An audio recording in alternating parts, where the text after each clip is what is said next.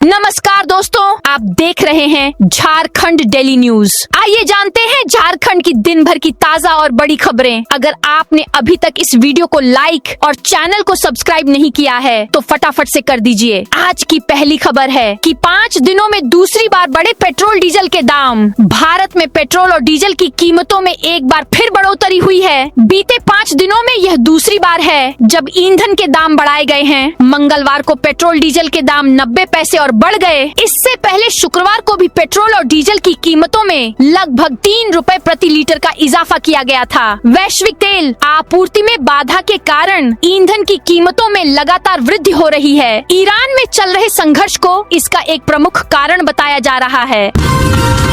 सारंडा में रफ्तार पकड़ेगी अर्थव्यवस्था। विजयादो माइंस को मिली हरी झंडी। झारखंड के पश्चिमी सिंहभूम के सारंडा क्षेत्र के हजारों बेरोजगार युवाओं, ट्रक मालिकों और छोटे कारोबारियों के लिए बड़ी राहत की खबर सामने आई है। राज्य सरकार ने देश की प्रमुख स्टील कंपनी टाटा स्टील को विजयादो आयरन और माइंस के संचालन की अनुमति दे दी है। करीब 9 महीने से बंद इस खदान के दोबारा शुरू होने से क्षेत्र की आर्थिक गतिविधियों में फिर तेजी आने की उम्मीद जगी है। विजयादो माइंस बंद होने से सारंडा, बड़ा जामदा, गुवा, किरीबुरु और मेघा हाथुबुरु क्षेत्र की आर्थिक स्थिति बुरी तरह प्रभावित हुई थी। हजारों मजदूर बेरोजगार हो गए थे, जबकि सैकड़ों ट्रक और डंपर महीनों से खड़े खड़े जंग खा रहे थे। ट्रांसपोर्टिंग, गैरेज, ढाबा, होटल और छोटे व्यापार लगभग ठप हो गए थे। स्थानीय लोगों का मानना है कि सैकड़ों ट्रकों और डंपरों का संचालन फिर शुरू होगा, जिससे ड्राइवर, हेल्पर और वाहन मालिकों की आर्थिक स्थिति सुधरेगी।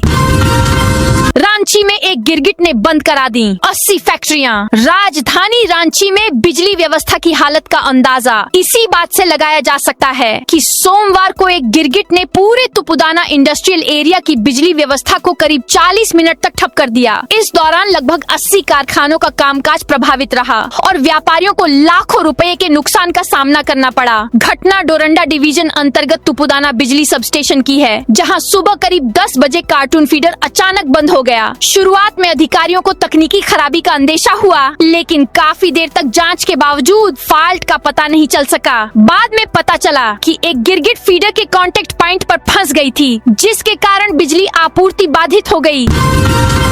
चांडिल में जंगली हाथी का उत्पात। सरायकेला के चांडिल प्रखंड के ग्रामीण इलाकों में जंगली हाथियों का उत्पात जारी है। सोमवार देर रात एक जंगली हाथी ने लावा, बहराड़ी और काशीपुर गांव में घुसकर 5 कच्चे घरों को क्षतिग्रस्त कर दिया। हाथी ने घरों में रखा अनाज भी खा लिया, जिससे ग्रामीणों में दहशत का माहौल है। ग्रामीणों ने बताया कि देर रात हाथी अचानक गाँव में घुस आया। उसने एक-एक कर घरों की दीवारें और छप्पर तोड़ दी।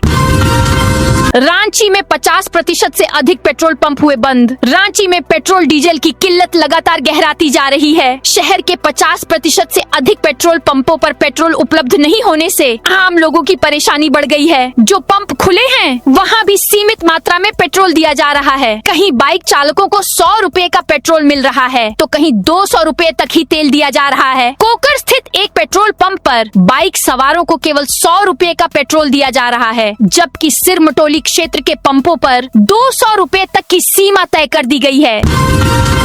होठवार जेल की महिला कैदी ने स्वीकारा, उसके साथ जेलर और अधीक्षक ने किया यौन शोषण। झारखंड राज्य विधिक सेवा प्राधिकार के निर्देश पर जांच के लिए होठवार जेल पहुंची टीम के समक्ष बंदी महिला ने स्वीकार किया कि उसके साथ जेल में यौन शोषण हुआ। इससे पहले झालसा के कार्यकारी अध्यक्ष जस्टिस SN प्रसाद ने सोमवार को जेल में महिला के कथित यौन शोषण प्रकरण की जाँच कराने का निर्देश झालसा सचिव कुमारी रंजना को दिया।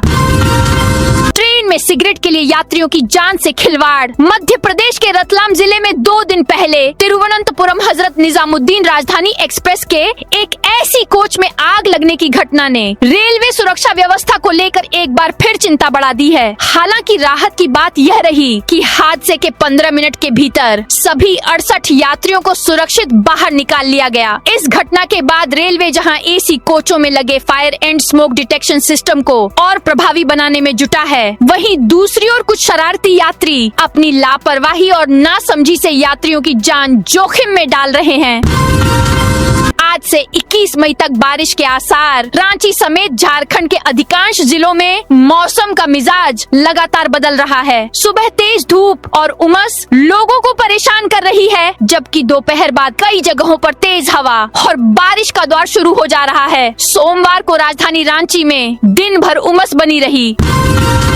पाकुड़ में कारपेंटर के घर सेंधमारी। पाकुड़ नगर थाना क्षेत्र के नमो टोला में सोमवार शाम चोरी की बड़ी घटना सामने आई। अज्ञात चोरों ने एक कारपेंटर के घर को निशाना बनाते हुए लाखों रुपए की संपत्ति उड़ा ली। जानकारी के अनुसार नमो टोला निवासी हृदय भास्कर अपनी पत्नी के साथ सुबह करीब 10 बजे तलवा डंगा स्थित एक रिश्तेदार के यहाँ श्राद्ध भोज में गए थे। शाम को लौटने पर उन्होंने देखा कि घर का मुख्य दरवाजा टूटा हुआ है और अंदर का सारा सामान बिखरा पड़ा है। घटना की सूचना मिलते ही नगर थाना पुलिस मौके पर पहुंची और जांच शुरू कर दी।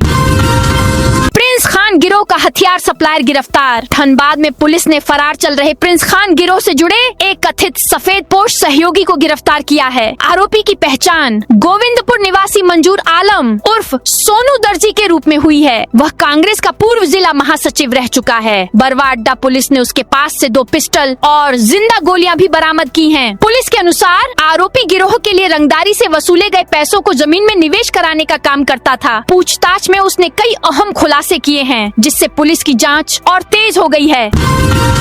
3 और लाइनों के बनाने की मिली स्वीकृति। पिस्का रेलवे स्टेशन नई दिल्ली के आनंद विहार रेलवे स्टेशन की तरह होगा। रेलवे की महत्वाकांक्षी अमृत भारत स्टेशन योजना के तहत इस स्टेशन का तेजी से आधुनिकीकरण और विस्तार किया जा रहा है। रक्षा राज्य मंत्री सह रांची सांसद संजय सेठ के मुताबिक पिस्का स्टेशन आने वाले समय में रांची रेल मंडल में रांची व हटिया के बाद तीसरा सबसे बड़ा स्टेशन होगा। यहाँ पैसेंजर का आना जाना 5 गुना बढ़ेगा। अभी प्रतिदिन करीब 1400 पैसेंजर का आना जाना है, जो बढ़कर लगभग 7000 हो जाएगा। बोकारो हजारीबाग में 850 बैंक खाते संदिग्ध। खातेदारों को नोटिस। बोकारो एसपी कार्यालय से 11 और हजारीबाग एसपी कार्यालय से 31 करोड़ रुपए की अवैध निकासी मामले में सीआईडी की एसआईटी ने जांच तेज कर दी है। एसआईटी ने उन खातों की डिटेल जुटाई है जिनमें अवैध निकासी की राशि ट्रांसफर की गई थी। एसआईटी की अब तक की जांच में बोकारो में करीब 600 संदिग्ध खाते सामने आए हैं, जिनमें आरोपियों और उनके सहयोगियों ने पैसे ट्रांसफर किए। वहीं हजारीबाग में ऐसे 250 संदिग्ध खातों की जानकारी मिली है। अब एसआईटी यह पता लगा रही है कि सरकारी राशि किन किन खातों से होकर इन खातों तक पहुंची। मुख्यमंत्री हेमंत सोरेन बोले 4 माह में 9000 से अधिक नियुक्तियां हुई। मुख्यमंत्री हेमंत सोरेन ने सोमवार को 333 अभ्यर्थियों को नियुक्ति पत्र सौंपा। कक्षा 1 से 5 तक के लिए 160 और कक्षा 6 से 8 तक के लिए 156 सहायक आचार्यों तथा 17 आंगनबाड़ी पर्यवेक्षिकाओं के बीच नियुक्ति पत्र बांटे गए। सीएम ने कहा, जहां देश के विभिन्न हिस्सों में पेपर लीक जैसी घटनाओं से नियुक्तियां बाधित हो रही हैं, वहीं झारखंड सरकार ने पिछले 4 महीनों में शिक्षा विभाग में ही 9000 से अधिक और विगत 2 वर्षों में 16000 से अधिक युवाओं को रोजगार प्रदान किया है। आने वाले कुछ महीनों में और सैकड़ों नियुक्तियां होंगी। जमीन अधिग्रहण मुआवजा मामले में एनटीपीसी को सुप्रीम कोर्ट से झटका। जमीन अधिग्रहण मुआवजा मामले में एनटीपीसी को सुप्रीम कोर्ट से बड़ा झटका लगा है। सोमवार को सुप्रीम कोर्ट ने एनटीपीसी की विशेष अनुमति याचिका खारिज कर दी और झारखंड हाई कोर्ट द्वारा अधिग्रहित जमीन का मुआवजा 15,783 प्रति डिसमिल निर्धारित करने के फैसले को बरकरार रखा। मामले की सुनवाई जस्टिस दीपांकर दत्ता और जस्टिस सतीश चंद्र शर्मा की खंडपीठ में हुई।